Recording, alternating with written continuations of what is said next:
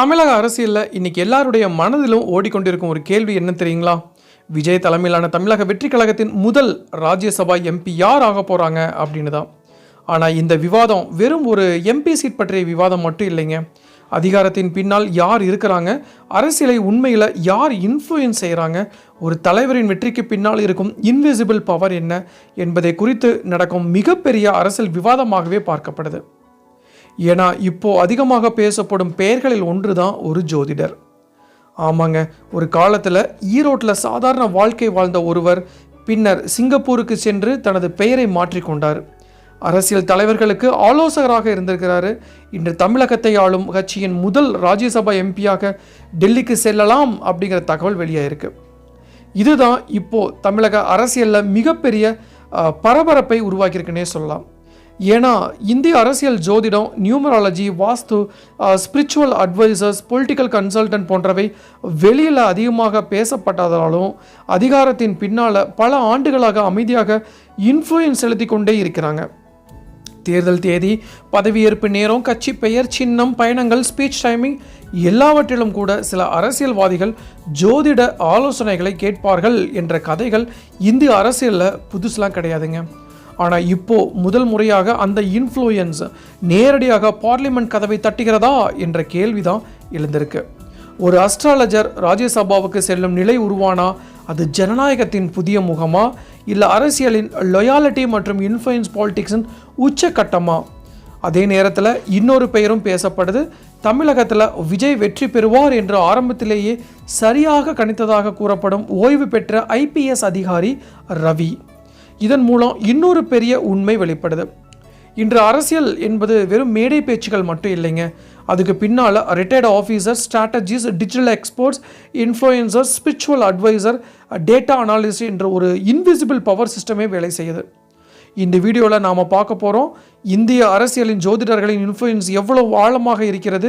ஜெயலலிதா முதல் தேசிய தலைவர்கள் வரை அஸ்ட்ராலஜி பாலிடிக்ஸ் எப்படி இருந்துச்சு, ராஜ்யசபா வரலாற்றில் யாரெல்லாம் நாமினேட்டடு இல்லைன்னா இன்ஃப்ளூயன்சல் கேண்டிடேட்டாக வந்தார்கள், ஏன் பொலிட்டிக்கல் அட்வைசர்ஸ் இன்னைக்கு அரசியலில் மிகப்பெரிய சக்தியாக மாறியிருக்கிறாங்க, MG ராமச்சந்திரன் கால ரசிகர் மன்ற பாலிடிக்ஸ் எப்படி இன்று டிஜிட்டல் இன்ஃப்ளூயன்ஸ் பாலிடிக்ஸாக மாறுச்சு, இன்னும் குறிப்பாக விஜயின் இந்த முதல் ராஜ்யசபா தேர்வு தமிழக அரசியலின் அடுத்த பவர் ஸ்ட்ரக்சரை எப்படி தீர்மானிக்க போகுது அப்படிங்கிறது தான் ஆழமாக பார்க்க போகிறோம்.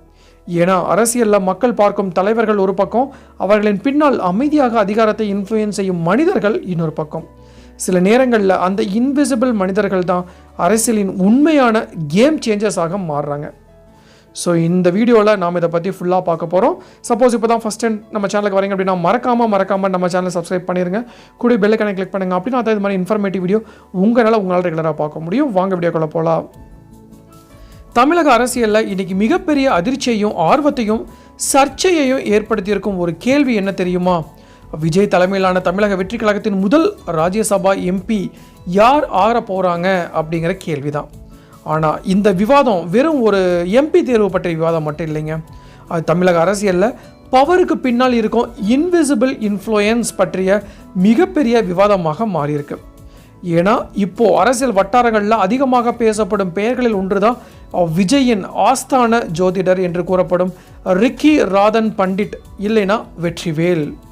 ஒரு காலத்தில் ஈரோட்டில் சாதாரண குடும்பத்தில் பிறந்த ஒருவர் பின்னர் சிங்கப்பூர் சென்று பெயரை மாற்றிக்கொண்டார். Spiritual consultant, astrologer, political advisor என்ற அடையாளத்துடன் இந்திய அரசியல் பவர் சர்க்கிள்ஸ்லாம் நுழைஞ்சார். இன்றைக்கி தமிழகத்தை ஆளும் கட்சியின் முதல் ராஜ்யசபா எம்பியாக டெல்லிக்கு செல்லலாம் அப்படிங்கிற தகவல் வெளியாயிருக்கு. இதுவே மக்கள் மத்தியில் பெரிய அதிர்ச்சியையும் ஆர்வத்தையும் ஏற்படுத்தியிருக்குன்னே சொல்லலாம். ஏன்னா இந்திய அரசியலில் அஸ்ட்ராலஜி, ஸ்பிரிச்சுவாலிட்டி, நியூமராலஜி, வாஸ்து, பொலிட்டிக்கல் ப்ரிடிக்ஷன் போன்றவை வெளியில் அதிகமாக பேசப்படாததாலும் அதிகாரத்தின் பின்னணியில் மிகப்பெரிய தாக்கம் செலுத்தும் விஷயங்களாக நீண்ட காலமாக இருந்து வருது. இந்தியாவின் பல முக்கிய அரசியல்வாதிகள் தேர்தல் தேதி முதல் பதவியேற்பு நேரம் வரைக்கும் ஜோதிடர்களின் ஆலோசனைகளை கேட்டுக்கொண்டிருக்கிறார்கள் என்ற செய்திகள் தொடர்ந்து வந்து கொண்டே இருக்கு. ஜெயலலிதா அவர்கள் அரசியலில் இருந்த காலத்திலும் பல ஜோதிடர்கள், ஸ்பிரிச்சுவல் அட்வைசர்ஸ் அவருக்கு அருகில் இருந்ததாகவும் பேசப்பட்டது. அதே மாதிரி தான் வட இந்திய அரசியலிலும் பல முக்கிய தலைவர்கள் temple visit, astrologer consultation, numerology changes போன்றவற்றை முக்கியமாக எடுத்துக்கொள்வது பல முறை ஹெட்லைன் ஆயிருக்கு. ஆனால் இப்போது கேள்வி என்னென்னா, ஒரு ஜோதிடர் நேரடியாக பார்லிமெண்ட்டுக்கு செல்லும் நிலை உருவானா அது தமிழக அரசியலில் என்ன மாதிரியான புதிய விவாதத்தை உருவாக்கும் அப்படிங்கிறதான். இந்தியாவின் ராஜ்யசபா ஹிஸ்ட்ரியை பார்த்தா அது பொதுவாக senior politician, economist, lawyers, bureaucrats, artist, intellectuals, industrialist போன்றவருக்கு வழங்கப்படும் இடமாக கருதப்படுது. டாக்டர் மன்மோகன் சிங் முதல் அருண் ஜேட்லி வரைக்கும் பல பவர்ஃபுல் லீடர்ஸை ராஜ்யசபா மூலமாக தான் தேசிய அரசியலில் முக்கிய இடம் பிடிச்சிருக்காங்க. சில சமயம் அரசியலில் லொயாலிட்டிக்காகவும் ராஜ்யசபா சீட்ஸ் வழங்கப்படுகின்றன. சில நேரங்களில் தேர்தலில் வெல்ல முடியாத முக்கிய தலைவர்களை பார்லிமெண்ட்டுக்கு கொண்டு வருவதற்கும் இந்த வழி பயன்பட்டது. ஆனால் இப்போது ஒரு அஸ்ட்ராலஜர் பெயர் சீரியஸ்லி பேசப்படுவது இந்திய ஜனநாயகத்தின் இன்ஃப்ளூயன்ஸ் பாலிடிக்ஸ் எப்படி வேலை செய்யுது என்பதை காட்டுதுன்னே சொல்லலாம். அதே நேரத்தில் சப்போர்ட்டர்ஸ்க்கு வேறு ஒரு கருத்தையும் முன்வைக்குது. அரசியலில் ஸ்ட்ராட்டஜி, ப்ரிடிக்ஷன், சைக்காலஜிக்கல் அண்டர்ஸ்டாண்டிங் எல்லாமே முக்கியம்தாங்க. அதனால தான் பொலிட்டிக்கல் அட்வைசர்ஸ்க்கு இன்னும் இடம் கிடைப்பதில் தவறு இல்லை அப்படின்னு கூறப்படுது. இதே சமயம் மற்றொரு பெயரும் அரசியல் வட்டாரங்களில் அதிகமாக பேசப்படுதுங்க. அவர் தான் ஓய்வு பெற்ற IPS அதிகாரி ரவி. ஏன்னா தமிழகத்தில் விஜய் மற்றும் தமிழக வெற்றி கழகம் வெற்றி பெறும் என்று ஆரம்பத்திலிருந்தே சரியாக கணித்தவர்கள் ஒருவர் தான் ரவி அப்படின்னு கூறப்படுது. இதனால் அவருக்கு ராஜ்யசபா வாய்ப்பு கிடைக்கலாம் அப்படின்ட்டு பேசப்படுது. இதன் மூலம் இன்னொரு பெரிய பொலிட்டிக்கல் ட்ரெண்ட் வெளியாகிருக்குங்க. அது என்னன்னா, இன்று அரசியல் என்பது வெறும் ஸ்ட்ரீட் ஸ்பீச் இல்லைன்னா கேடர் பாலிடிக்ஸ் மட்டும் இல்லைங்க. Retired officers, data analyst, digital campaign experts போன்ற பல இன்விசிபிள் பிளேயர்ஸ் சேர்ந்து உருவாக்கும் ஒரு பெரிய பவர் சிஸ்டமாக மாறியிருக்கு. குறிப்பாக சோசியல் மீடியா காலத்தில் பர்செப்ஷன் பாலிடிக்ஸ் மிகப்பெரிய சக்தியாக மாறிடுச்சு. ஒரு லீடர் எப்படி பப்ளிக் இமேஜை உருவாக்குறாரு, எப்படி எமோஷனல் கனெக்ட் பில்ட் பண்ணுறாரு, எப்படி டைமிங்கை பயன்படுத்துகிறாரு என்பதெல்லாம் தேர்தல் முடிவுகளை தீர்மானிக்கும் அளவுக்கு இன்ஃப்ளூயன்ஸ் செய்யப்படுது. இதனால தான் பல அரசியல்வாதிகள் பொலிட்டிக்கல் ஸ்ட்ராட்டஜிஸ் மற்றும் ஸ்பிரிச்சுவல் கன்சல்டன்ட் மீது அதிக நம்பிக்கை வைக்க ஆரம்பிச்சிருக்காங்க. இதை ஆழமாக புரிந்து கொள்ள தமிழக அரசியலின் வரலாற்றையும் பார்க்க வேண்டும். எம்ஜிஆர் காலத்தில் ரசிகர் மன்ற பாலிடிக்ஸ் ஒரு எமோஷனல் மூமெண்ட்டாக இருந்துச்சு. ஜெயலலிதா அவர்கள் காலத்தில் சென்ட்ரலைஸ்டு பவர் மற்றும் லொயாலிட்டி பாலிடிக்ஸ் உருவாச்சு. கருணாநிதி அவர்கள் காலத்தில் ஐடியாலஜி மற்றும் கேடர் பாலிடிக்ஸ் முக்கியமாக இருந்துச்சு. ஆனால் இன்றைக்கி விஜய் தலைமையிலான புதிய அரசியல் மாடலில் ரசிகர் மன்றம், digital branding, emotional image building, political strategies, retired officers, influencers, spiritual networks என அனைத்தும் மிக்ஸ் ஆகும் ஒரு புதிய பொலிட்டிக்கல் கல்ச்சர் உருவாகுது அப்படின்ட்டு அனாலிஸ்ட் கூறுறாங்க. அதிலும் குறிப்பாக விஜய் பாலிடிக்ஸ் பற்றி பேசும்போது எம்ஜிஆர் கம்பாரிசன் தவிர்க்க முடியாததாக மாறிடுச்சு. ஏன்னா இருவருக்கும் சினிமா ஃபேன் பேஸ் ஒரு பொலிட்டிக்கல் ஃபோர்ஸாக மாறிச்சு. ஆனால் எக்ஸ்பர்ட் என்ன சொல்கிறாங்க அப்படின்னா, இன்றைக்கி காலம் மாறிடுச்சு. எம்ஜிஆர் காலத்தில் மக்கள் நேரடியாக மீட்டிங்ஸ்களில் கனெக்ட் ஆனாங்க.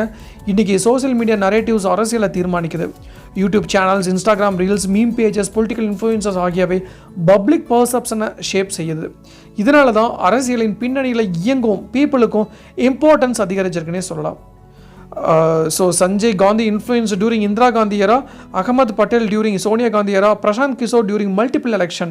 இவை எல்லாம் விசிபிள் லீடர்ஸ்க்கு பின்னால் இன்விசிபிள் பவர் எப்படி வேலை செய்யுது என்பதற்கான சில எடுத்துக்காட்டுகள். அதே மாதிரி தான் தமிழகத்திலையும் இப்போ விஜய் சுற்றி உருவாகும் புதிய பவர் சர்க்கிள் பற்றிய பெரிய ஆர்வம் உருவாயிருக்கு. யார் டெசிஷன் மேக்கர்ஸ், யார் ஸ்ட்ராட்டஜி டீம், யார் இன்னர் சர்க்கிள் என்ற கேள்விகள் எழுந்திருக்குங்க. ராஜ்யசபா சீட்டு யார் கிடைக்கிறது என்பதன் மூலம் அந்த பவர் ஸ்ட்ரக்சர் பற்றி ஒரு சின்ன சிக்னல் கிடைக்கும் அப்படின்ட்டு பொலிட்டிக்கல் அப்சர்வர்ஸ் கூறுறாங்க.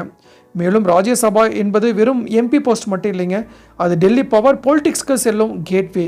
அங்கே national alliance, central government relations, policy influence, business network, media visibility போன்றவை ரொம்ப ரொம்ப முக்கியமாக பார்க்கப்படுது. ஸோ அதனால தான் TVKயின் முதல் ராஜ்யசபா MP யார் என்பதற்கு சிம்பாலிக் இம்பார்ட்டன்ஸ் ரொம்ப ரொம்ப ரொம்ப அதிகங்க. அவர் ஐடியாலஜி பேஸ்டு பாலிடிக்ஸ் செய்யப்பட போகிறாரா, லொயாலிட்டி பாலிடிக்ஸா, ஸ்ட்ராட்டஜி பாலிடிக்ஸா, ஸ்பிரிச்சுவல் இன்ஃப்ளூயன்ஸ் பாலிடிக்ஸா, டெக்னோக்ராட் பாலிடிக்ஸா என்பதற்கான முதல் பெரிய க்ளூவாக இந்த தேர்வு பார்க்கப்படுது. இதனால தான் இப்போ ஒரு சாதாரண ராஜ்யசபா வேக்கன்சி தமிழக அரசியலின் மிகப்பெரிய கியூரியாசிட்டியாக மாறியிருக்கு. ஏன்னா இது வெறும் ஒரு MP சீட் பற்றிய கதை இல்லைங்க. தமிழக அரசியலில் அடுத்த பவர் ஸ்ட்ரக்சர் எப்படி உருவாக போகுது என்பதற்கான ஆரம்ப சிக்னல்னே சொல்லலாம். ஸோ இதுதான் நான் இன்றைக்கி உங்களுக்கு சொல்ல வர வேண்டிய விஷயம். என்னுடைய கணிப்பில் இவங்க 2 பேர் இருப்பாங்க அப்படின்ட்டு நான் திங்க் பண்ணுறேன். சப்போஸ் நீங்கள் வேற ஒரு நபர் ராஜ்யசபா MP ஆகிறதுக்கு சான்ஸ் இருக்குது அப்படின்னு நீங்கள் ஃபீல் பண்ணிங்க அப்படின்னா அந்த நபர் யார் அப்படின்னு மறக்காமல் கமெண்ட் பாக்ஸில் போஸ்ட் பண்ணுங்கள். நிச்சயமாக அது எல்லாத்துக்குமே யூஸ் ஆகும் அப்படிங்கிற எந்த ஒரு சந்தேகம் இல்லை. இதுதான் நான் இன்றைக்கி உங்களுக்கு சொல்ல வர வேண்டிய விஷயம். டெஃபினட்டாக யூஸ்ஃபுல்லாக இருக்கும்னு நினைக்கிறேன். ஸோ மீண்டும் இன்னொரு நாள் இது மாதிரி சுவாரஸ்யமான இன்ஃபர்மேட்டிவ் வீடியோவுடன் உங்களை சந்திக்கும் வரை உங்களிடமிருந்து விடைபெறுவது உங்கள் மஞ்சள் மாநகர மைந்தன் சிவா.